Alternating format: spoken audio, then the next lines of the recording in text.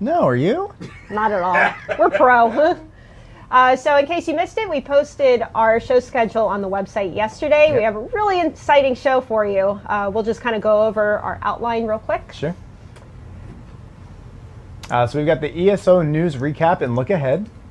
After that, we're going to hit the Ask Us Anything, where we're going to answer some of the questions that you posted on the forums.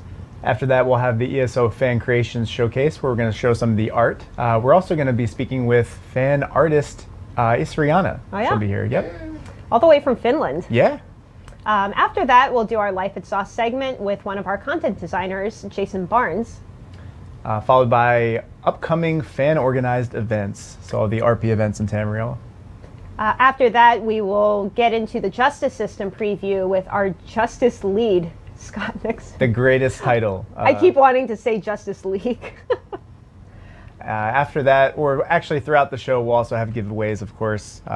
So definitely want to stay tuned. Indeed. Yeah. All right, so let's dive into our first segment, which is going to be some current news. Yeah.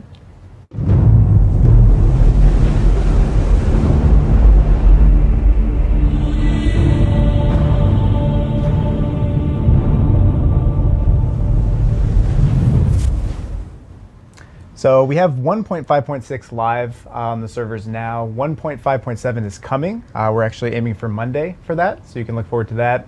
Also stay tuned for the patch notes, of course, of what's going to be in that. One thing that we're working on to get in as soon as we can is a bug fix for the grouping tools. So we've gotten a lot of reports that it's not been working as designed. So one thing that we're working to fix is some complaints that basically people weren't being pushed into groups quick enough. So that's going to help with that. That's going to be, pushed as soon as we can get that in. So stay tuned. Indeed. Yeah. There's a lot of new deals going on with the Bethesda store also. Yeah, exactly. We just posted a blog on the website for the Bethesda software, Bethesda store discounts. So we've got a 25% off everything through December 7th. That's going to be on, everything. Basically, if you use the code, I think it's 25Beth14. Something like that. Yeah, so you can use that on the store and you're going to get 25% off. So that's through Sunday of this week. We've also got some shipping announcements that went live. So free shipping on all orders, $60 or more, which is great. That's in the U.S. That's in the U.S. Yeah. For the EU, we've got $15 shipping within 4 business days. $15 shipping for worldwide shipping within 7 business days as well for outside of the EU. So if you're in Australia, that's going to be for that. So yes, awesome. Good things. So buy things and then ship them and then, yeah, it's great. So more good things that happened. We published our road ahead yesterday on the website. We did. Pretty exciting stuff in there. It's big. It was pretty large. Yeah. Matt took some time to kind of recap everything that has happened this past year with the game. Yeah. We also announced that Update 6 will be available on the PTS in January. Yes. That's going to include the Justice System, which we'll be talking more about later on in the show. Yeah. Also the Champion System, which we'll get into more on the next show in 2 weeks. Yep. And then also our very first console screenshot. Yes. Well, a photo of a screenshot. Yeah, there it is right there. You can see. That's actually Matt Fire's hands holding the PS4 controller. Yeah. That's very cool. Little known fact. Yeah. So let's get started with our first giveaway. Let's we do have it. some little pig codes to give you. Yeah, if you want the bristlegut piglet, I think we have a picture. Yeah, there he is. I think this time you should type in bacon. Yeah, type in bacon. Because he's a pig. Yeah, I mean, I'm a turkey bacon fan, actually. I don't eat I don't mind turkey pork, bacon. So, yeah, but I mean, bacon's Real fine. bacon is we can pretty put that in there. fantastic, though. So we're going to be giving away 3 of these. Yeah, I was going to say, we should do more than one. I don't remember if I said that. Yeah, let's do 3. Why not? We have 3. 3 little piggies. Oh! Okay. All right. So Kai is going to be sending these to us, so let's just give it a couple more seconds. Yep. We're typing in bacon. Bacon, B-A-C-O-O-N. C-O-N. All right, let's take a look. So... Oh, man. So excited. The chat is going wild. Hog wild, you could even say. Oh, here it comes. Kai is typing. All right, do you want to read the first one? Sure. It's going to be Jif1912. Yep. Congratulations. Is our first winner Yep. of a bristlegut piglet. So let's do another one. This is going to be Guyudan. Guyudan? Yeah, it's Gyudan, just in case I butchered your Congrats. name. Get it? Butchered your name? Because pig. Okay? And how about a third? Oh, wow. You can even say it. All right, I'll do this one. Shoot your eye out. So we've got GIF 1912, Guyudan, and Shoot Your Eye Out. So congratulations, Shoot Your Eye Out, and the other two. It's good. It is. It's not even that funny. Oh, no, God. here come the tears. So congrats, That's guys. awesome. That's awesome. All right, well, coming up next, actually, oh no, I can't even see on our little cheat slide because it says we need to update our computer. It's going to be our Ask Us Anything. There it is. The Yes. Ask Us Anything is coming up next, Yep. so stay tuned. I'm going to wipe my face.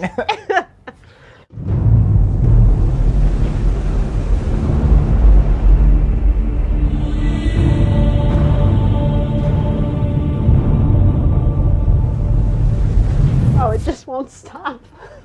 Look what you did to her. I was just saying I love that movie so much. So, So much. we used to have the Ask Us Anything on the website We for, did? for a while. We thought about a cool way to bring it back, and we thought about putting it on the show live. So we're going to take your questions on the forums, and then you provide us with your questions. We're going to answer as many as we can on the show. Indeed. If we didn't get to your question this time, just keep responding in the thread, and we're going to do this, every episode. Every 2 weeks? Yeah. So let's get started. Let's get Shall we? started. Yes, please. So here's a question from Alex Doherty. When are shields going to be dyeable? It's a great question, something we've talked about internally. It's something we plan to do. We just don't have a time frame right now. So if you're dying to dye your shields, Oh my God. you might need to hold on a little bit, but it's definitely something we're talking about. Also from Alex Doherty, when can we craft jewelry? Again, this is something that we want. What, the way I said jewelry? Jewelry? Jewelry? I noticed it. I say jewelry. The Baltimore accent came out. I apologize. Jewelry. Jewel. You can craft jewelry. We're still something we want to do, but it's just not. We don't have a timetable just yet. But yeah. What else? So, next question is from Coolier. I think part of the fun of the Ask Us Anything is going to be trying to pronounce everybody's names. Oh, sure. He wants to know, is spellcrafting still on the drawing board? If so, when can we expect it? Spellcrafting is on the drawing board. It is actually still in development, so we don't exactly have an ETA for it, but as soon as we have more information, we will certainly let you know. We can at least say that it's going to be sometime after a console is released. Cool. But it's happening. Yay. Here's a question from. I don't know who this is Oh from. no, actually. we forgot to write the name down. I'll just say this is from Gina in Baltimore. Backlash and its morphs cannot currently surpass their listed cap with critical hits. Is this intended? It is intended, but it's actually something that we are. There's going to be some improvements for Backlash and its morphs for Update 6. So you can check back in Update 6 and, see all those improvements. What else we got? This one is from Killian3117. He wants to know, will rare motifs ever be added as rewards for crafting writs? No. Next. There you go. Next question is going to be from C-Sub or Sub. Sub. Any chance we will ever get to sit down on benches or chairs in the game? There's always a chance this can happen. It's not something we're currently working on just because it actually takes a lot more energy than you would think. It's just the chairs in the game aren't meant to do that, so it would take a lot of reworking. I think originally when the world builders went in to place all the chairs and the benches and everything, they didn't do it with the intent that somebody would actually sit on them. Sure. So Yeah. it would just take a lot of time for them to kind of go back through and Right. kind of replace everything and make sure that, Argonian tails can fit and Yeah, that makes all sense. that. So So there's always a chance, but we have to sit on that for now. wow, man, you're on a roll. Next is from the Goliath, B14_ESO. He wants to know if there's any information about horse racing. The only information we have is that, again, this is still in development, but it's not off the table. We are still intending to do that.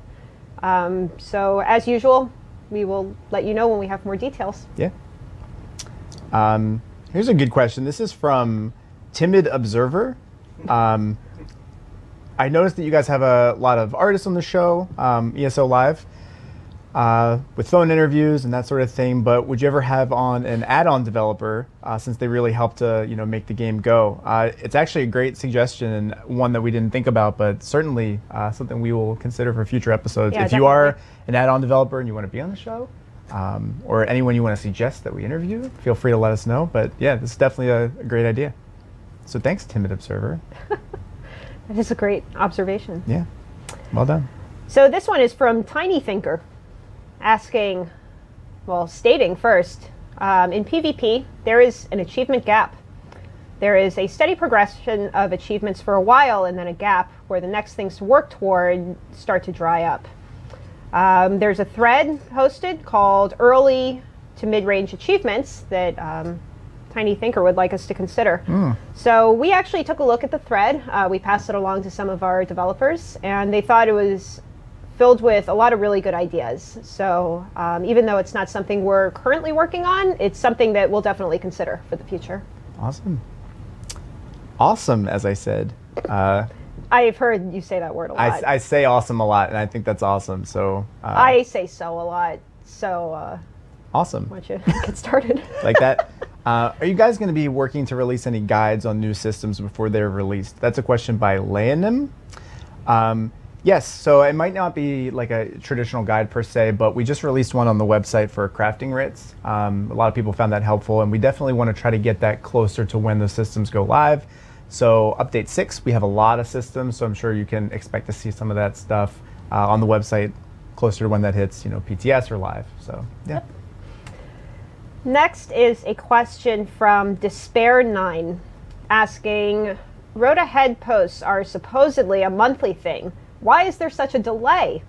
Can we expect to see them on a regular basis again? These are actually tied more to when updates hit PTS, so it's not necessarily monthly, but Sure. Kind of whenever we do PTS updates. Sure. We do intend on continuing these as we move into the new year, so they'll continue to be regular posts. Yeah, it's great. Here's a question from DreadlaxB16_ESO. Are you guys planning some in-game events? It's definitely something we're going to be doing. These aren't so much like a traditional holiday per se, but like in-game events, like maybe. Can we tease any like ideas we might be having? We're thinking about maybe doing like little scavenger hunts. Yeah, like, there might be something like that. We give you community clues run and events. you need to find a thing. Yeah, just fun things to do in the game. Yeah. So yeah, definitely. And there will be prizes. Yeah. Lost my place. Here we are. So another question from Despair9. Why wasn't there a trailer for Update 5? Can we expect a trailer for Update 6? So Update 5 contained a lot of kind of new systems like the VR improvements, dungeon scaling, undaunted pledges, things like that we felt were better explained through a presentation instead of a video. So one of the ESO live shows we had actually had a lot of the developers on talking about those systems. So you can go back to previous broadcasts and check it out, or you can just play it live. We do intend on doing a video for Update 6, so stay tuned for that. Cool. This next one is from Merlin13KAGL. Will sorcerers ever receive access to a healing skill line or at least burst heals? Restoration staff becomes limited at higher levels versus Templar heals. There are no current plans to add healing skills to sorcerers, but in Update 6 we do have improvements coming to the restoration staff. So you can look forward to that. I think there's a lot of improvements coming to Yes. abilities and just everything Yeah. in Update 6. Yeah, it's going to be a big one.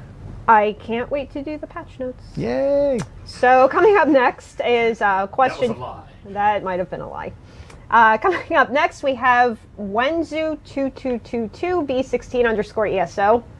Doing our best here. He says, I'd like to know if Bumnog, the orc in the Harpy's quest in Glenumbra, will feature heavily in the quest lines for Rothgar. Yes, I have something of a thing for Bunmog, and I'd like to have more Bumnog-centric quests, please. Possibly an entire expansion pack totally on Bumnog. Maybe something that ends up with Bumnog becoming Emperor. That's impressive. There's some dedication there. Yeah. We actually have the designer that created Bumnog with us later on in the show. Yeah. It's going to be Jason Barnes. So maybe he'll talk a little bit about Bumnog. Yeah. Tease. This next one's from Luna Ray. The picture that we showed off in the most recent Road Ahead, it was the champion system graphic that had the steed, and it depicted 9 points in HP, 18 in Magicka, 6 in Stamina. Luna Ray basically said, I originally thought that the system would force you to spend 1 point in HP, then go over to the next set, and you basically have to do 1 in HP, 1 in Magicka, 1 in Stamina, and back. So you'd never be able to get 9, 18, 6. Is that, a change that you guys are making? It's not. It was actually a really good thing you pointed out. That was basically just testing for the sample photo that we did. It was an example.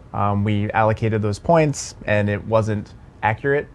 So the game is not going to represent the way that we distributed that. So you're absolutely correct. Yeah. Good eye. Oops. Yeah. Next is a question from our German community. This is from Khaled. Kai was nice enough to translate this for me. He asks, are you planning to add more stuff for role players other than chat bubbles, such as the option to display character names in guild chat or empty houses where no NPCs live? We do have some ideas, but nothing is really concrete yet. But we will certainly be discussing these in the future. Cool. I feel like that's my answer to everything in the future. Soon. Yeah, I mean, they're definitely busy working on a lot of stuff, and you'll see that in Update 6. So it'll be well worth it, but absolutely. Here's another one from the German community. Speaking of Update 6. Speaking of Update 6, Mercutio Elisar. I apologize for the way I just said that. Will you adjust the armor values of heavy, medium, and light armor? Yes, we are doing that. That is part of the rebalance. It's coming in Update 6. So stay tuned. Finally, we have one last question. This is from, oh boy, Infernuizib 17. There you go. Asking what exactly we can expect with the combat animation improvements. In case you missed it, this is going to be something else that's going to be in Update 6. We're kind of revamping a lot of the animations that you see. So some examples that you can expect are combat idols. A lot of these are going to be changing. The light and heavy attacks are going to have some minor changes. They'll feel a lot more fluid and a little bit faster. It's going to be a lot clearer to see when attacks hit or miss. It's going to be a lot more obvious when an attack is ready. We're going to be redoing a lot of the stealth animation, so when you crouch and when you're walking around, crouching, coughing. Yeah. And a lot of the characters are also going to have a lot more natural postures. So again, this will all be available on the PTS in January. January is very soon. It's pretty soon. It's only in a few weeks if you think about it. Yeah, it's very soon. So that's going to be very exciting. Yep. Awesome. So that about wraps it up for the Ask Us Anything portion. Yeah. We hope you enjoyed the new segment. We'll keep taking questions from the same forum thread that we posted. So yeah, I have nothing more to say about that. If we didn't get to your question, just we kind of went through everything up until maybe a couple hours ago. So we have it on record. We'll try and answer as many as we can from previous posts and then kind of mix up with some newer ones. These shows can only be so long, so we do our best. So up next, we have our fan creation segment.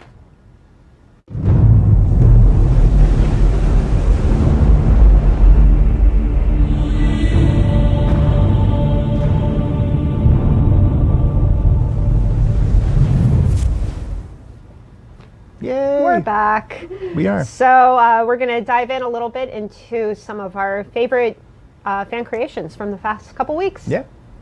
Let's take a look. So this one is Harbinger of the Companions. Sorry, can't read.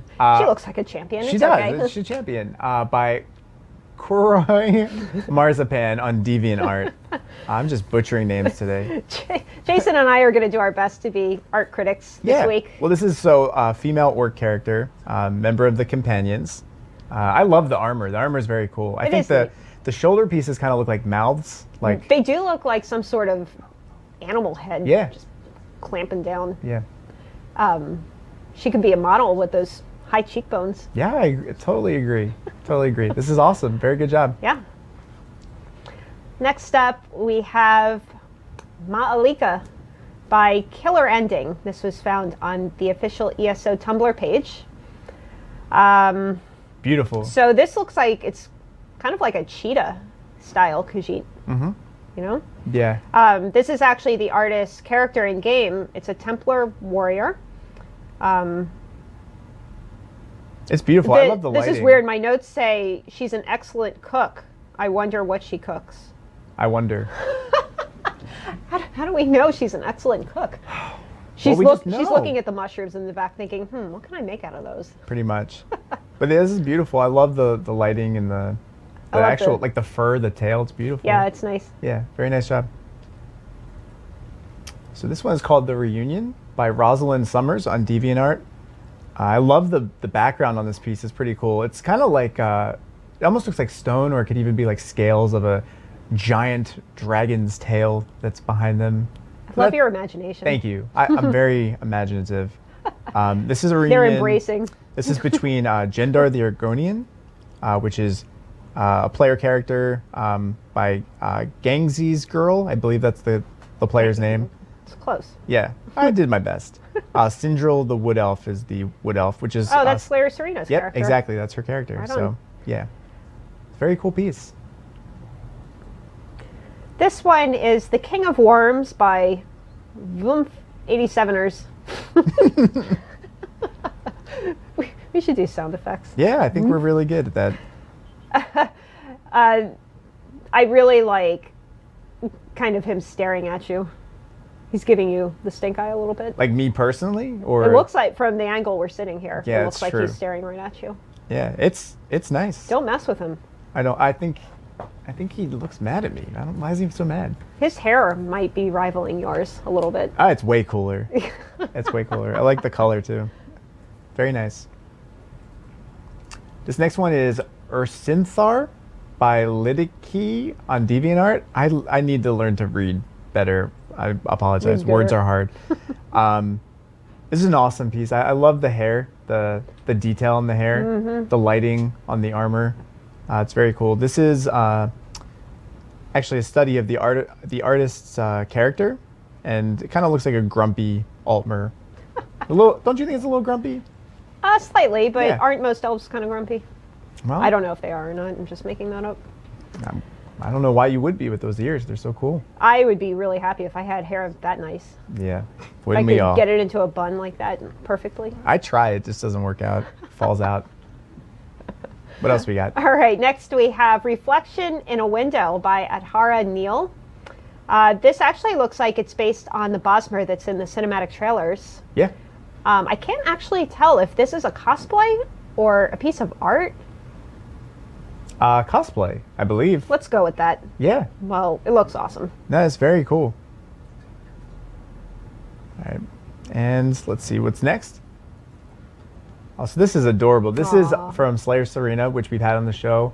If Wishes Were Fishes. And it's a nice holiday card with a friendly Khajiit. I think that's very cute.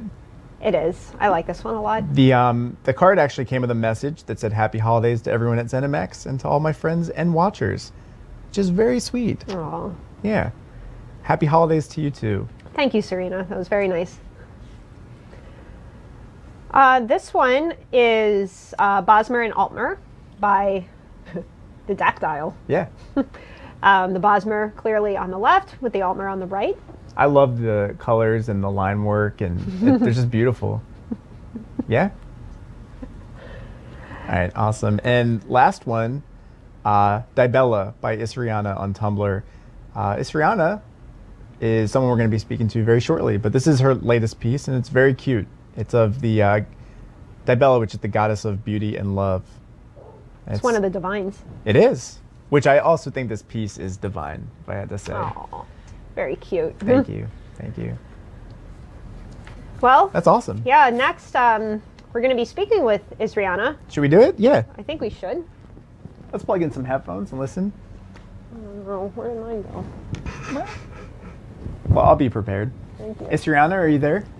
Yeah, I'm Hi. here. Hello. Hi. How are you? Fine, thanks. It's Welcome. getting a bit late on this side of Atlantic, but it's good. What time? You're all the way in Finland, right? Yeah, it's late. Yeah. It's late there. It's like 11. Is that right? 11:30. Oh Wow. my goodness. I apologize. I Well, usually go to thanks for sleep at like joining us. 8, so that's I can't imagine. So let's get into these questions, shall we? Yeah, sure. So we love your comics. We're big fans of your work. Where do you typically get the inspiration to come up with the different pieces that you do? Well, for comics, there's lots of fun material in the game. It's really not that hard to find things to draw about. And maybe it's just a certain way of looking at things, like seeing the amusing part when stuff happens. Sure. Or maybe I'm just easily amused or something. But like I make comparisons to other Elder Scrolls games. Okay. And yeah. then stuff like game physics versus real life. Those are always fun. Sure. Like when you go ahead and kill a mud crab or some other relatively small creature and check the loot, and there's like 200 battle axe and you wonder where did it come from and things like that. Make a pretty decent comics. That's Nice. great. So who is your favorite ESO character to draw? One of the favorite characters I like to draw is the Dunmer assassin, Nariu, from Ebonheart Backside.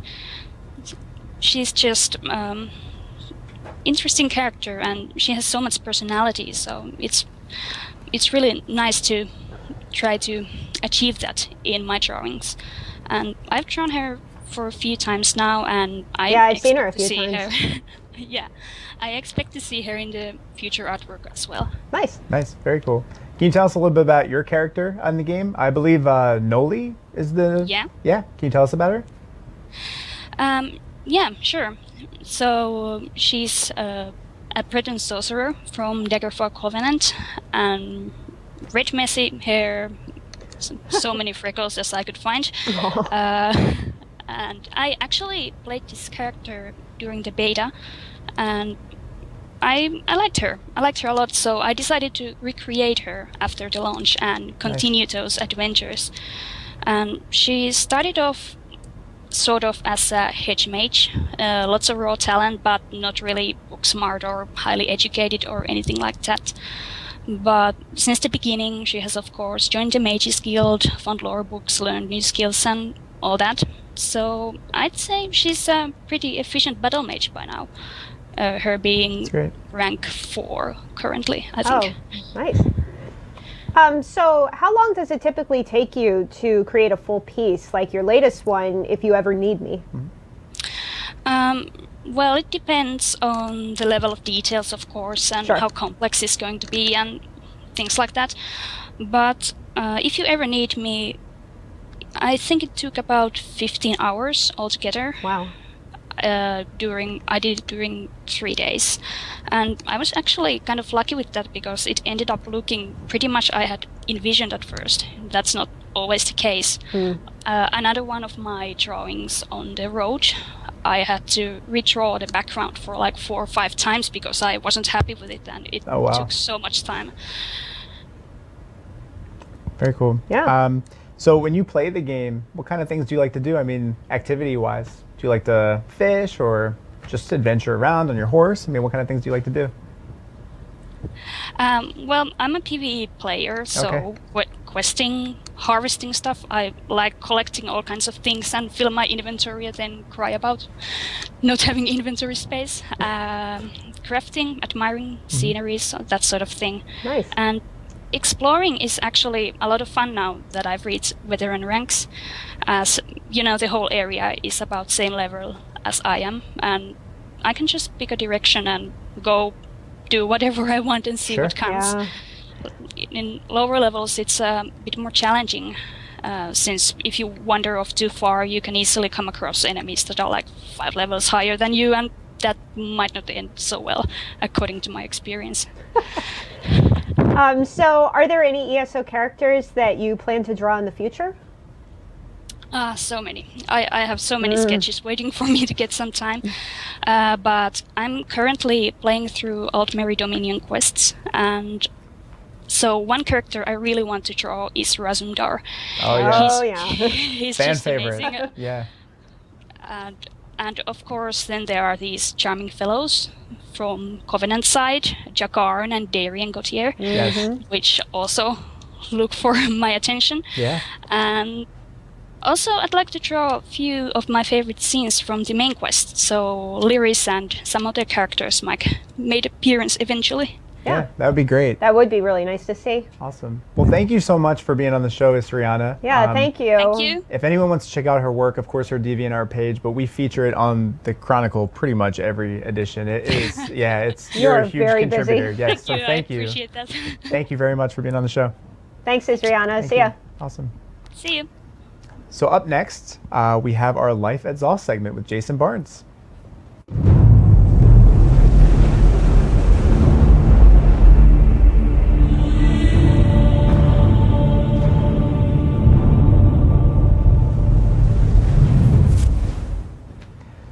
And we're back. We are Jason Barnes. Jason Barnes, everyone, one of our content designers here at ZeniMax Online. So before we begin the questions, we have some important matters to discuss. Indeed. Let's give away something. I think we should give away Yeah. something. What Awesome. do you think? So I it's like hidden- free stuff. It's hidden way back here. What is Sorry. it? I brought it. This No, I didn't. is a very special lithograph. It is Molek Ball. Very nice. Yes. Yeah. This is very limited. It's Very not even limited. available on the store anymore, I don't think. Yeah, this is. So if you would like to win this lithograph, What do they say? What do they write in chat? well, it looks like Molek Ball is about to eat the guy he's holding. So why don't Nom you nom. type in nom, Nom. nom, That's what I'm here for. Nom. nom. You know, just to kind of make this real. Sorry, here we go. To make this really interesting, whoever wins, let us know. Maybe like what your favorite area is, or just your favorite thing in the game, and we'll have somebody sign it for you. Oh. You know, because we're Yeah. nice guys. Right over top of it. Yeah, right on his face. So let's give it a couple more seconds. Yeah. Nom. Nom. Doesn't he kind of look like his mouth is wide open? He looks hungry. He He does. does. Yeah. Look he at does. him. I It's mean, like, he's skin and bone. Yeah. Like a cheeseburger. Just- All right. Do you want to touch it? There he goes, sure. touched by Right content there. designer Jason Barnes. And it's hot down here, so. Put this back nice and safe. All right. Kai is typing. And the winner is You can take that one. Jask Rao. Jaskrau. Congratulations. Congratulations. That is a limited edition. It is. Molly ball print. Very cool. Oh man, Jinx. Wasn't it like Awesome. 1, 2, 3? Then you buy have to me- count to 10 or something. okay. Anyway, You, have to, you punch him or something? I don't. I think that's that's- after he's silenced. Then he has to punch me. It's not appropriate. Violent. Just through. Kai will contact you in Twitch chat. Yep. He'll send you a private message, so be sure and send all your information to him. So Yes. now let's talk to this Jason over here. Hi, Jason. Oh, hello. Hi. Hi. Hi. As usual, we'll be doing a Q&A with Jason Yep. after he's kind of through answering our questions. Please make it relevant to Jason's job or even Jason himself. Loves to talk about himself. Yeah. There's a lot of Jason going on. There's right a lot of now. Jason. If you have a question about either Jason, I guess, Yeah, why I not? So why don't you tell everyone what you do on the ESO team? Yeah, so I'm a content designer here at ZOS. That means we do a lot. We wear a lot of different hats here at the company. A good way to think of it is if it's in the game as something that you can do, we probably had a hand in it in some way, shape, or form. We create the quests in the game. We usually do around the first and second passive dialogue on the characters. We populate the world with everything from people walking around towns to the little bunny rabbits running through the streets. I love them. They're cute until you kill them. And then I don't do that. They taste delicious. No, I don't do that. We also do a lot of we have a section of the team that does all the hostile monsters, Okay. the bad guys that you're out there killing. We also kind of go into some more gameplay dungeon type of stuff. The team I was on got to do Craglorn, where we got to do stuff like build big dungeons and puzzles and the quests associated with them, such as Shada's Tier, which is up on screen right now.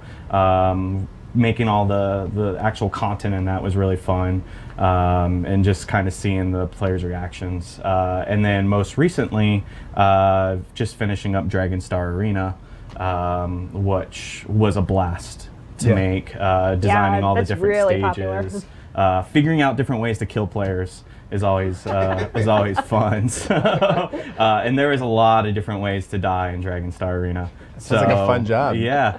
It's so that's kind of a overall picture. We do a lot though, so that's just Yeah, that's you just do a lot part. more than just create quests. Yes, yeah. There's more than that. I mean, like I said, if it's in the world, and it's usually not all the stuff. A lot of it is system stuff, but a lot of the quests and just fun things to find and do. Usually, someone in content had a hand in it. Cool. Nice. So how did you become a content designer? So I want to say almost 10 years ago now, I was in the tech industry, was doing project management, didn't really like it. My heart wasn't in it. Surprise. Not making video games isn't as fun as making video games. So I decided I wanted to try to get into the industry. I didn't go to college or anything like that, so I was kind of looking around, trying to figure out what I needed to do.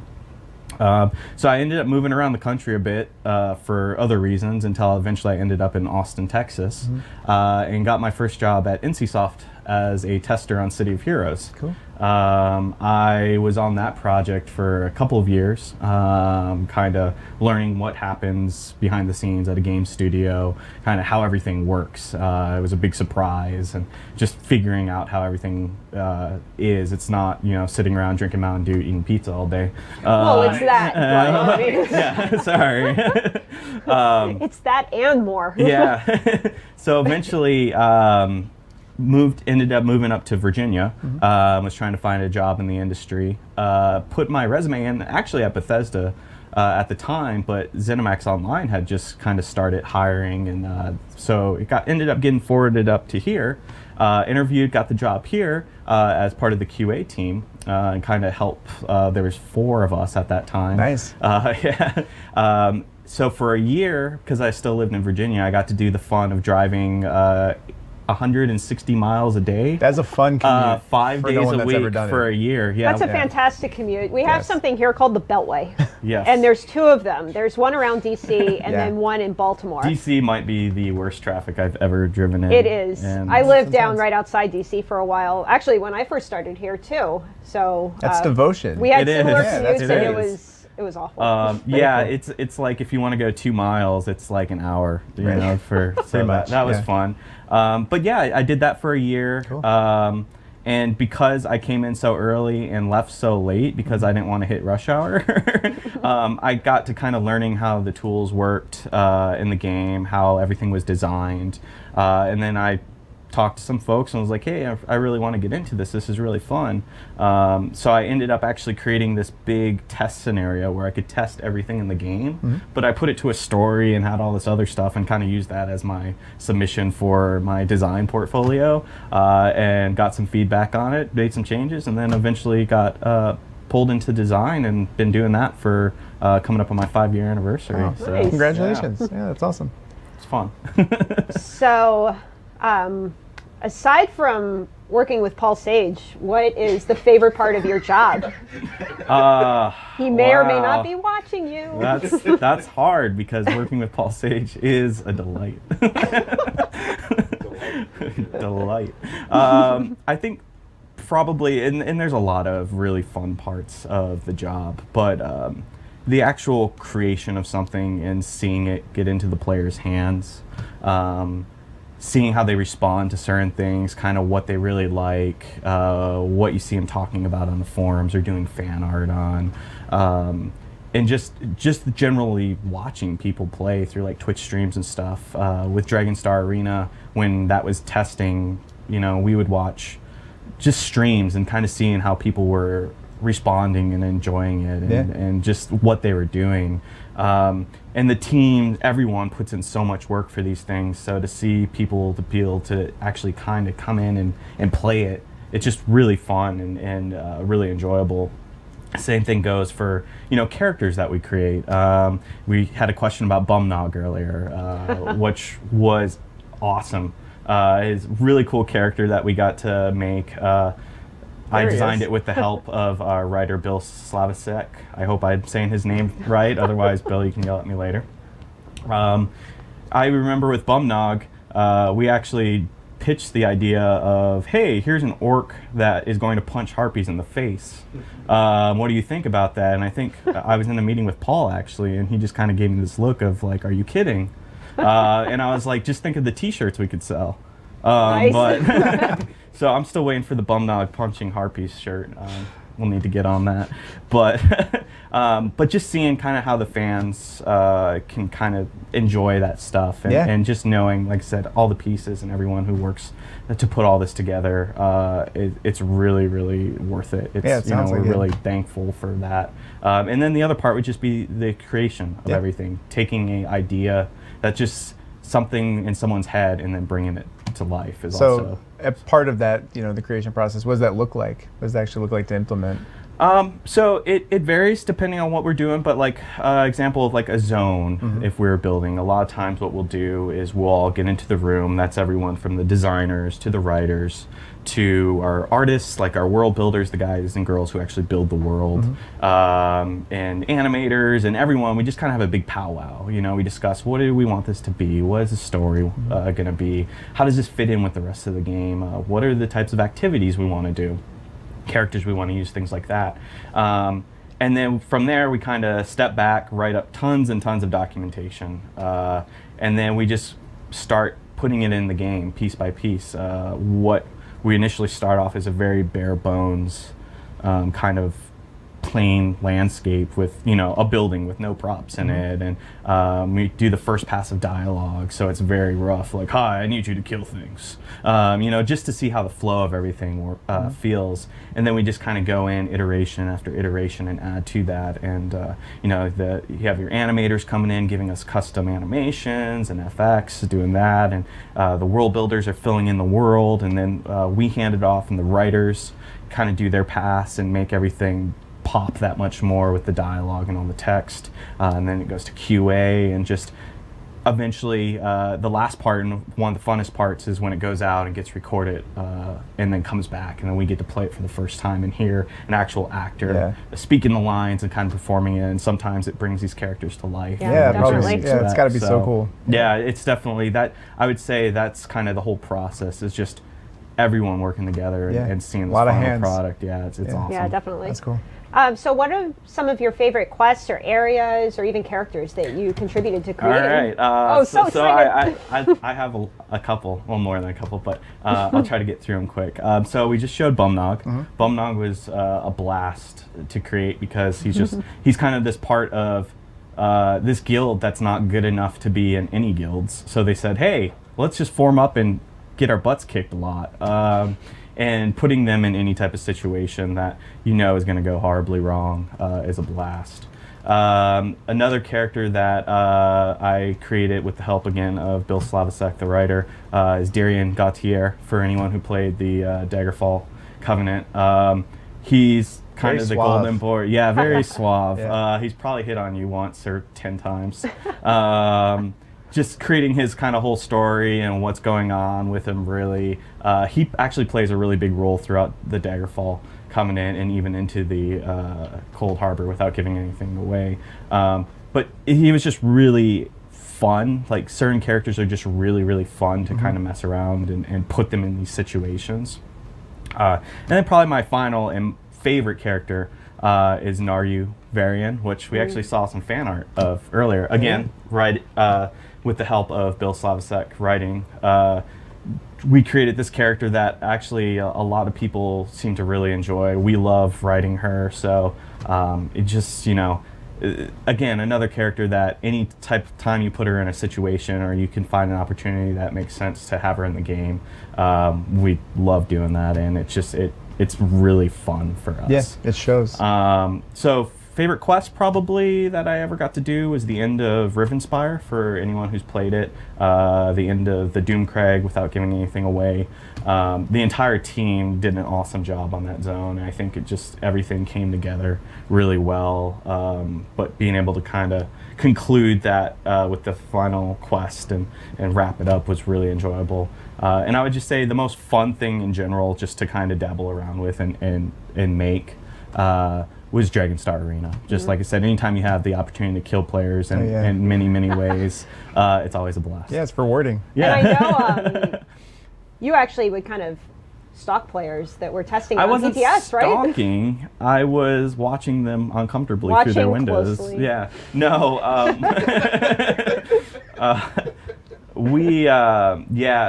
There was a lot of Twitch viewing. Yeah. I would go home and when it was on the PTS and just load up Twitch, and I'd have 4 of them going at once. Oh, wow. And a lot, like I said, a lot of it was to see if people were actually having fun. But we got a lot of good feedback off of that. We made a lot of tweaks to things.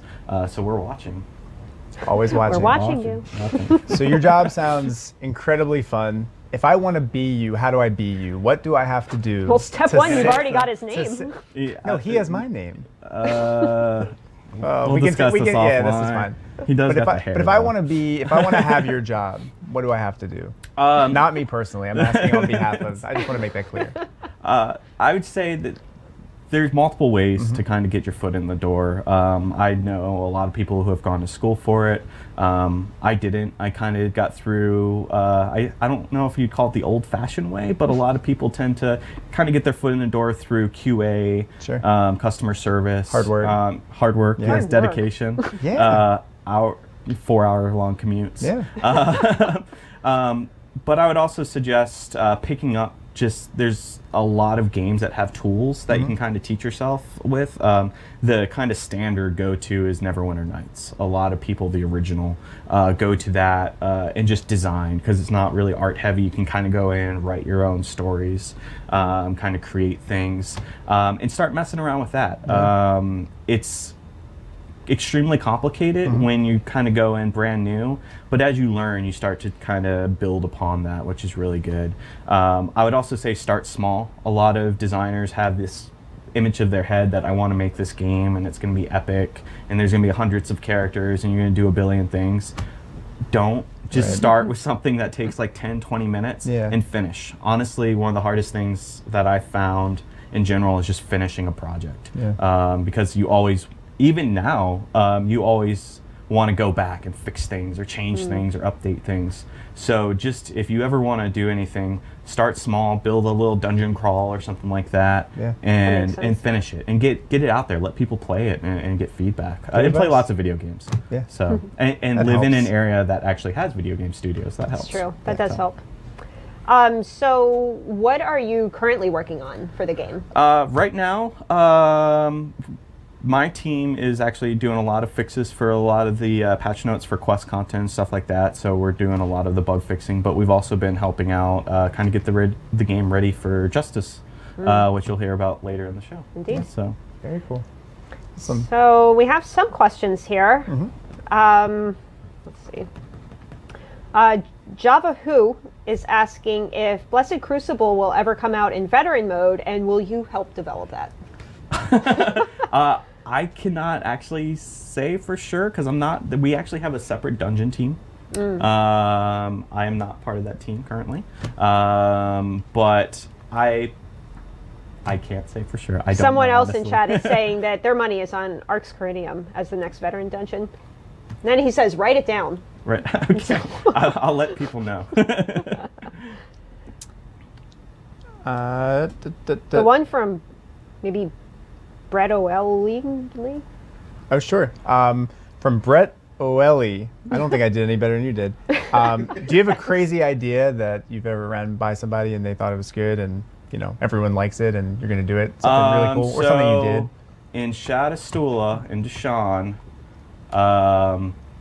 there is a whole quest line where you blow up chickens and launch yourself through the air. Wow. And I got to create that, and that was That's probably you. one of the craziest things that I've gotten into the game. I'm still not sure how I got that in there, Wow. but hopefully everyone enjoys it. Yeah. Paul's making a mental note. Remove exploding chickens. Someone was asking if you can take off your hat so they can see your beautiful hair. Really, it's not combed, but it's Look at those locks. it's long. It's long. Look at that. It curls. It curls up. So there you go. Jason Barnes, everyone. Anything more is going to cost you. Oh my God. Here's one from Leather Blanca or Blanca. Blacka? Leather. Let me try again. Blanket. I'm sorry, I can't. I'm not good. Do you have to write codes yourself as a content designer, or can you mainly use creation tools? How important is programming knowledge? So it varies by company. Without getting too technical, we have a set of tools that we actually use. Okay. They're very visual based, so it's not really lines of code or anything like that. Gotcha. So a lot of the new tool sets that are coming out for game design, from what I've seen, are much more visual. And that you're not going in there, you don't have to know like C+ or Sure. anything like that. But I mean, it doesn't hurt. Yeah. But yeah, what we use is all no actual going into code for us, anyways. At least I haven't figured out how to yet. Calixstad is asking, Naryu versus Lyris. Who would win? hard one. Man, I'm gonna upset our lead writer because Lyris is Wynn's character. I would say Naryu. I think Lyris is strong, but Naryu would be quick. I think she'd get around, and then she'd probably flirt with her and throw her off, wouldn't know what to do, and then stab her. So. Well, I think that about wraps it up. Thank you so much Thank you for coming Yeah, down thank and you. joining Yeah. us today. I had a blast. Thank you, everyone. Nice. Very cool. Well, coming up next, we're going to get into some fan events. Yep. So stay tuned. Yep.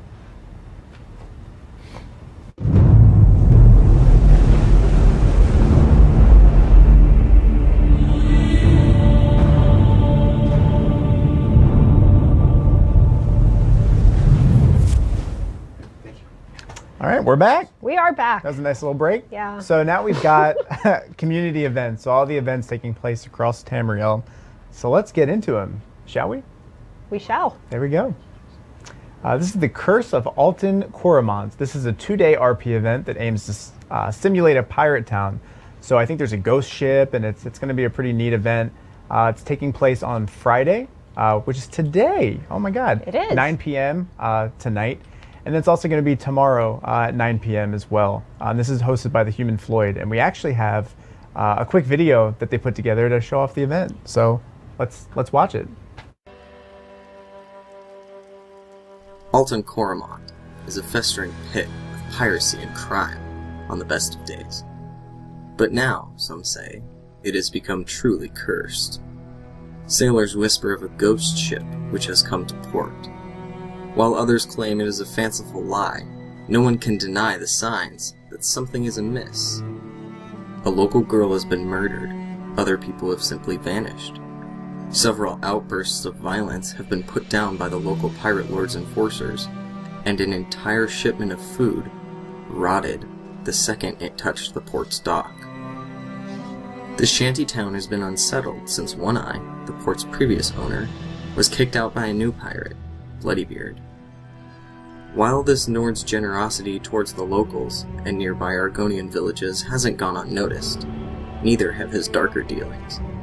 Recently, he has been struggling to remain in control, even as the local Fighters Guild attempts to destabilize his power. Captains of ships which pass through often are asked to pick sides. Even as this power struggle continues, a greater threat looms over the ignorant port town. The Curse of Alton Coromont, a 2-day roleplay event on the Ebonheart Pact, NA Mega server. Players from all factions and both Mega servers are more than welcome to attend. Wasn't that cool? That looks like a lot of fun. Yeah, that's an awesome event. Yep. That's by the Human Floyd. So if you have any questions, feel free to contact them. But yeah, it's taking place this weekend. All right, what else we got? next up we have the Amber Heart Tavern Nights. This is my favorite, enjoying delicious food. This is going to be every Saturday. There's one December 6th at 19:30. I'm American, what is that? It's 7:30 p.m. GMT. This is on the European Mega Server over at Gearman's Hall for Ebonheart Pact members. Very cool. We also have the Player Live Auction. This has been taking place for a very long time. Huge supporters of ours. Saturday, December 6th, this Saturday, and it's also going to be next weekend as well, the 13th at 10 p.m. So Saturday night. If you have any questions, feel free to contact Ice I or Rain Ha. This is a North American Mega Server event taking place at the Marbrook Merchant Square. We also have the Wayrest Mages Guild Lecture Nights. So if you'd like to be lectured, you can head over to the Wayrest Mages Guild every Wednesday, 7 p.m. GMT. This is also at the European Mega Server. The Unofficial Tavern Night. Meet your fellow Daggerfall Covenant brethren. This is Wednesday, December 10th and Wednesday, December 17th at 8 p.m. EST. This is a North American Mega Server event for Daggerfall folk. Folk. It's a word. Next we have the Soup Kitchen, Free Clinic, and workshops in Fells Run. So if you're in need of a hearty meal or aid, you should come to this event. This is at the Run-In Tavern in Fells Run on the North American Mega Server. It's going to be every Thursday at 8 o'clock p.m. Eastern Time. This is called Cyrodiil Undone. It's a war event. Oh, fun. Yeah, so this is going to be a Cyrodiil RP event. Join the battle on Cyrodiil to help contain and repel the vengeance-hungry Reachman onslaught. This takes place next weekend. It's going to be a week-long event, so December 14th through Sunday the 21st. And it's a European Mega Server event. Very cool. I feel like I'm shedding everywhere. I'm just trying to pick off my it hair, happens. dog hair, whatever. It happens. All right, so next up, it's what you've all been waiting for. We're going to be speaking with Justice Lead Scott Nixon for the justice system.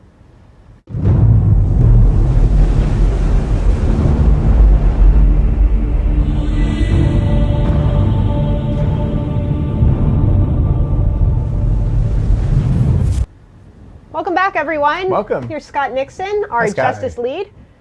Thank you for joining us. Thank you for having me. Yeah. So do you want to just give everyone a small overview about what the justice system is and what they can expect? Sure. So the justice system was introduced to sort of bring a bunch more mayhem to the world of Tamriel and to give the players a lot more interaction with the world around them and make it seem more alive and add some sandbox elements in the mix. What we're introducing with Update 6 will be things like theft, murder, pickpocketing, trespassing, dealing with homeowners that get mad at you, those kinds of things. Sounds like Baltimore. You look around, get influence from our surroundings. So let's get started with kind of probably what will be the most common is theft. That's right. Yeah, we would expect that most of the time when people are engaging in the justice system, they are committing acts of theft. There are a few different types of acts of theft. I think what we're seeing here right now is property theft, which is sneaking around. You can see that the reticle there lets you know if you're detected or not, just like the reticle did beforehand, except now it also will let you know if you are going to be witnessed and therefore incur a bounty for your crime. So right there, you're being sneaky, you're behind the vendor, you're able to steal a bunch of stuff right from under her nose or right from behind her back because she didn't notice you. And what you're taking, like if it's a sword on the table, then you actually get the sword. If it's correct? a sword on the table, you get that actual sword. Nice. Yeah. And then once you have that, it is a stolen item. Even if you were not witness taking it, the item is still stolen. Gotcha. And there's some, negatives about stolen items that you need to go through certain steps in order to clear that stolen flag. Sure. Very cool. So what can you tell us about burglary in the game? So burglary and trespassing is basically breaking into people's homes. Gotcha. So essentially what you're seeing here is somebody is coming up to a door of a house that is owned and picking the lock. You can see we have the reticle underneath the lockpick. That is new because lockpicking is a criminal act. So if somebody witnesses you picking this lock, you're going to get a bounty and heat. And there he just broke in. That's so cool. Yeah, and once you're in a house, once you've trespassed inside a house, the NPCs there will react unfavorably, much like Skyrim, to your presence. And after a while, they're just going to start wailing on you if you don't leave. Yeah, as they should. Yeah, and if you're able to sneak around and find one of the things that we've done is seeded high-value safe boxes in owned homes. So there's risk, but there is a good reward. And here they are picking a safe box. So there's risk involved because if you aren't quick enough, you're going to end up getting attacked by some angry homeowners and incur a bounty. But there's also the reward of getting the high-value items that are sourced out of safe boxes. Gotcha. That's neat. Yeah. So what about pickpocketing? Can you do that to NPCs? Oh yeah. So that's like more of a personal theft. And one thing to note about all of these crimes is that we have different levels of reactions based on the severity of the crime. So if you stole an apple from in front of somebody, they may react by just sort of looking alarmed or trying to call a guard. But here you see someone who's taking advantage of a drunk vomiting. I think it's an Argonian. Is that a? I think it's an orc. To take as much as they possibly can while he's there heaving. But that's a more personal crime, so you're more likely to get a more violent reaction from something like that. I feel like if he doesn't notice, he deserves it. He's drunk. Yeah. Wow, there's no excuse. Yeah. And the way we have pickpocketing set up right now is sort of a hybrid between a mini game and just sort of a timing thing where you have to get behind the NPC, you have to sort of be unnoticed by that NPC, and then there will be, you'll see a percentage based on the difficulty of the pickpocket, and the longer you stay behind that NPC and are able to be unnoticed, the higher the chance that it will spike up to a higher percentage chance, and that's the timing element where you want to just kind of try and snatch stuff when the percentage is as high as it can possibly be. Right. Sure, gotcha. So when he's being pickpocketed, the amount that you would get from him by pickpocketing is the same as if he was murdered and you just looted the body? Is that how that works? Or? Yeah, I mean, that stuff persists. So if I pickpocket you 3 times and then kill you, I'm going to get less stuff off your dead body than I would have if I hadn't pickpocketed you to begin with. Yeah. So you can kill them? Oh, you can. Yes. Let's talk about that. Into killing people. Yeah, let's talk murder. So murder is obviously the most egregious crime of the bunch. We're setting it up so, right here what you're going to see is the murder of livestock, which is a crime. Why would you kill so many chickens? Why would you not? Who does that? There's a use for them, at least. So killing livestock is a crime, and looting the guts off livestock is also a crime because those were owned livestock. It doesn't apply, obviously, for critters in the wilderness. You can see right there on the bottom right hand of the screen, I'm getting a little ahead of myself here, but there's the UI element showing bounty and heat, so that applies across whatever crime you're committing. Gotcha. So that bar, I guess, it's just going to keep on increasing the more crimes you commit, right? Yeah, and you can see right there. So it's separated, basically it's separated into 3 major segments, and those segments represent different player states, and those player states basically represent your level of wantedness. Gotcha. So if you're in the first segment, guards are pretty much going to leave you alone unless you get too close to them, and then they might accost you and demand that you pay your bounty. If you're in the second segment, they're going to aggressively pursue you and try to collect a bounty from you. But if you're in the third segment, they're not even going to try and collect a bounty from you. They're just going to try and kill you at that point. Gotcha.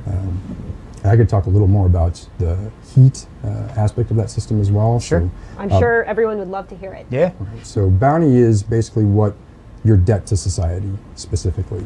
Heat is more how much attention am I garnering and how hot am I at that particular moment. Right. So for instance, when you commit a string of crimes in a row, your heat's going to shoot up really quick. It's also going to degrade really quick. Gotcha. And heat does affect your player state. So it doesn't matter if it's heat or bounty that gets you into a fugitive state or a notorious state. Guards are going to pursue you actively regardless of if it's heat or bounty getting you there. But once you're accosted, you're still only going to pay your bounty, which accrues at a slower rate and also goes away at a much slower rate. Okay. That makes sense. So can you talk a little bit about the consequences, I guess, for that?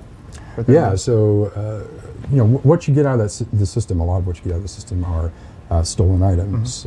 Stolen items inherently have some limitations. You cannot trade them, you cannot put them in your bank. you cannot sell them to a vendor, or at least you cannot sell them to a standard vendor. You have to sell them to specialized fences who are populated throughout the world in areas that we're calling Outlaws Refuges. There they are. And you can see here, this is Windhelm. There are a bunch of entrances into Outlaws Refuges because sometimes you just won't be able to find an entrance without getting accosted by a guard. The downside of paying your bounty to a guard is you lose all of your stolen items. Gotcha. They confiscate everything. So that is one of the benefits of trying to find one of these entrances, get inside, talk to a fence, and pay off your bounty that way, because you won't lose any of your stolen items. Sure. It has the added benefit of you can choose if there was an item that you stole that you really liked to launder that item instead. And that way you can keep it. It will have all of its stolen properties removed from it, and you can use it just like you could any other normal cool. item. Nice. Yeah, very cool. And here I think they're talking to a fence, yeah. And there's if you go into the fence store, you'll basically see the list of things that you can sell. And you can see there are limits, daily based limits on how much you can sell, how much you can fence per day, because they don't want to get too hot either by basically moving too much merchandise. Oh, I didn't know that Yeah. before right now.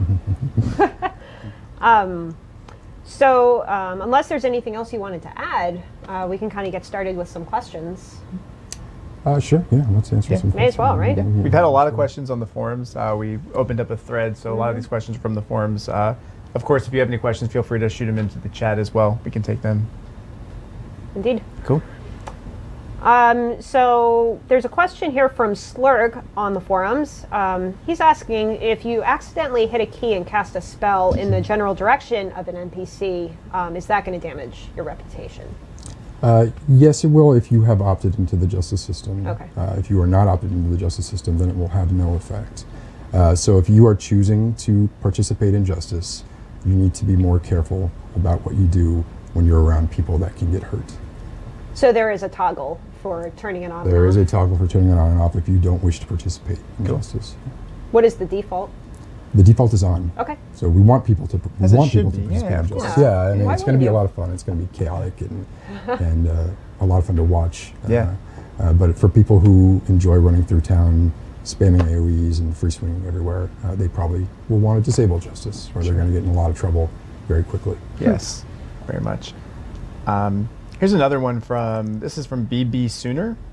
Can we expect to see locked residences that will require lockpicking? I know we saw the video that showed that you'll have to lockpick to get into the house. And it also asked, if stolen items are traded to a player with no bounty, do they have a bounty applied if the original player has a bounty? So the first part of that is yes, we're going to have houses that are owned in the world. It will be a criminal act to break into them, like you saw. Yep. And there will be, like I mentioned, safe boxes within those houses, and there will also be homeowners protecting the contents of their houses. The second part of that question, you cannot trade stolen items, Okay. so you need to clear the stolenness off of them yourself by Gotcha. going to visit a fence. Cool. This is one, again, from the forums. It's from C-Sub, asking what will happen if a low-level person doesn't have the money to pay the fine but manages to get away? Can they return later and pay the fine, or do they have to wait until the bounty disappears? So I mean, first of all, one of my favorite ways, I mean, obviously I'm playing this all the time. One of my favorite things to do is get a bounty and try to get away from the guards. I mean, it is not a foregone conclusion that once a guard has spotted you and is coming after you, that they're going to get you. You can get away, you can get out of town. Bounties are global, so you're going to have that bounty apply wherever you go. But it is viable to sort of live on the lam, so to speak.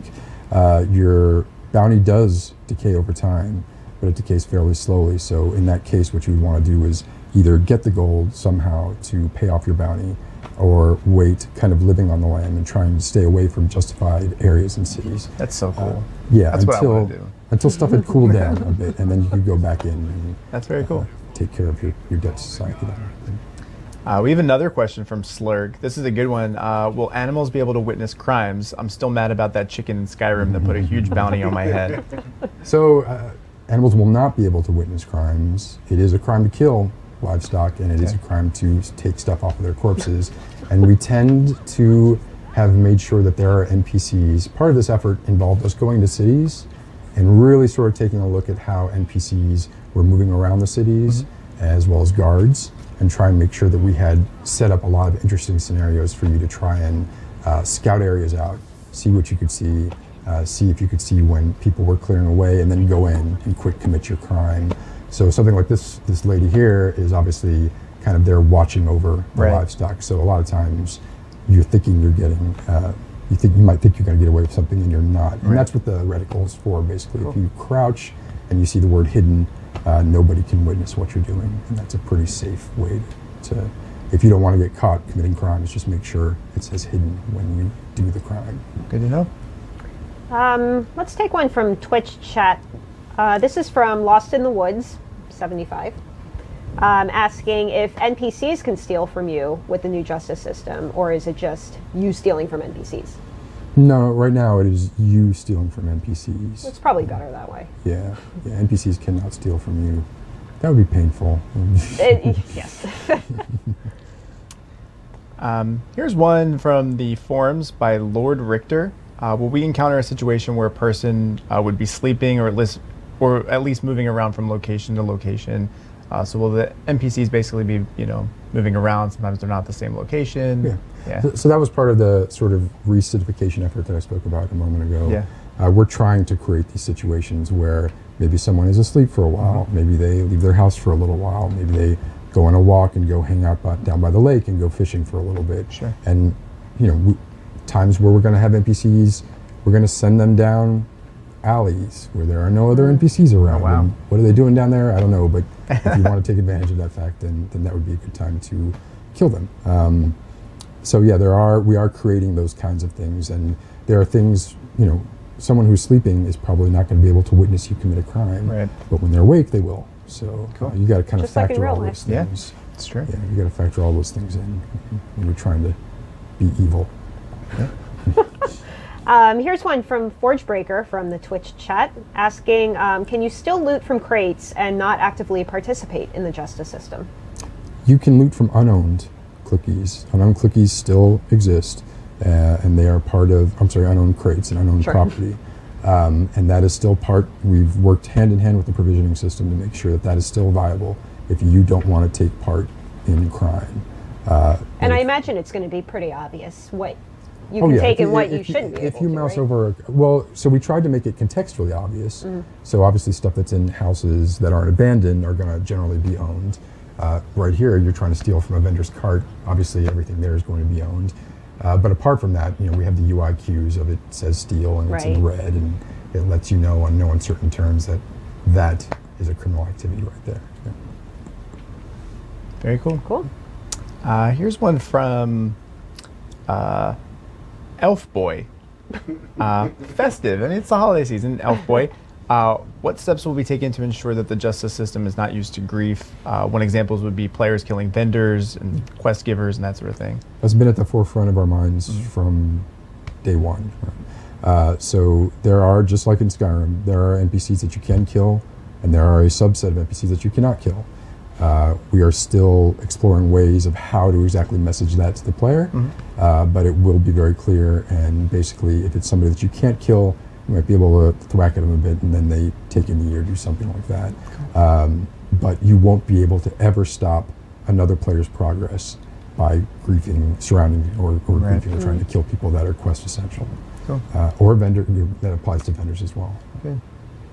So here's one from Audigy on the forums. Will criminals face some serious setback when choosing that path, or will they still be able to enter towns, use guild kiosks, vendors in towns, that sort of thing? So your infamy, which is what we're throwing around a lot of terms here, but your infamy is what we're calling the combination of your bounty and your heat. And that value actually determines how people treat you. And if that is above a certain threshold, nobody's going to talk to you, nobody's going to sell you anything, and you're going to have to wait for that to kind of cool off before you're able to interact with people again. So that can be rather punitive once it gets to a high level. And the same thing applies, for if I'm in a town and my infamy is fairly high, as I mentioned before, that affects how aggressive guards are at trying to track you down and either kill you or take your bounty take the bounty out of you. And it's probably worth mentioning that when you get in a situation like this where your bounty is being collected from a guard, they can only take money that's on you. They can't take money out of your bank. So what happens in that situation is they would take as much as you had on you, kill you, and you would res with the difference in the bounty still active on you. Gotcha. But your heat is cleared, so that's Yeah, that's good. Here's one from the forums by Relich. Who will react to a crime? Only the owners and guards, or all the people around as well? And how far away do NPCs have to be to be able to detect a crime that's happening? This is a really complex system. We have a lot of things going on, a lot of different knobs that we can tweak. So when it comes to the distances, all of those things are exposed to us, and we're constantly kind of trying to tweak those to see what feels good. We are erring on the side of too much reaction because we want it to feel like you're having an effect on the world. So almost everybody will react to crimes in one way or the other. They'll either come and attack you and like I said, that varies on the crime that you committed. So if I assaulted you, it's more than likely that Gina would start beating on me. I probably would. Yeah. If I stole your iPad, maybe she would just not care quite so much. Yeah. Right? So there's a bunch of things. There are NPC personalities that factor into it. There's the ability for when there's a crime that's committed, if somebody sees a crime committed, they're immediately going to call out for a guard. Any guard in the area is going to come try and see what was going on. Since you had a witness, that means you have a bounty. That means a guard that comes in the area is immediately going to try and accost you. So there's a lot of kind of dynamism we're building in to make sure that it's not the kind of static stuff that people are used to in more traditional MMOs. Makes sense. Here's one from Orange Man Josh in Twitch chat. Will there be skill lines associated towards the justice system in either Update 6 or maybe in future updates? Yes, those are scheduled to be in Update 6. There will be skill lines that will help you become a better thief. Right now the skill line is called Legerdemain. That may or may not change, but the skills largely involve being leveled by doing thiefy-like things and then helping you to accomplish thiefy-like things, but they may expand. Nice. So if you pick a lot of locks, you're going to be better at picking locks. Sure. Yeah. Here's one from the Twitch chat by Trip19. If you kill the person who witnesses your crime, do you still get the bounty? If you kill the person that witnesses your crime, so assault is a crime, Okay. and murder is a crime. Right. So if I one-shot somebody, if I kill somebody in one shot, like I sneak up behind them and I'm able to kill them stealthily like that, and there wasn't someone else around to see it, there is no bounty for that. Gotcha. But if I'm wailing on you and it's taking me more than one hit to kill you, that will be reported as a crime because you didn't succeed in being stealthy and assassinated. Gotcha. So if I break into your house, let's say, this is hypothetical, and you see me taking your computer, and then I kill you, when I leave your house, are there going to be people approaching me saying, hey, why'd you kill Scott? He's trying to work on the justice system. Yeah, they won't say my name, but yeah, you will have incurred the bounty because you were witnessed stealing. So you will get the proper response for whatever your bounty level was, and that depends on what you stole, how much you stole, and how you killed the person that you killed. Most of our homeowner houses have more than one person in them, so it's difficult to sneak into somebody's house and just one-shot them and get away with it like that. So moral of the story is don't break into Scott's house. I wasn't planning on it, but I won't. You could. Yeah.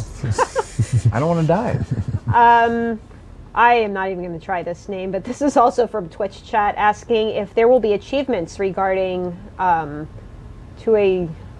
think he's asking if there's going to be achievements related to the justice system. The plan is for there to be achievements. The exact specifics of what those achievements will be gated off of, we're not ready to talk about that exactly yet. Nice. Here's one from another difficult name. I apologize.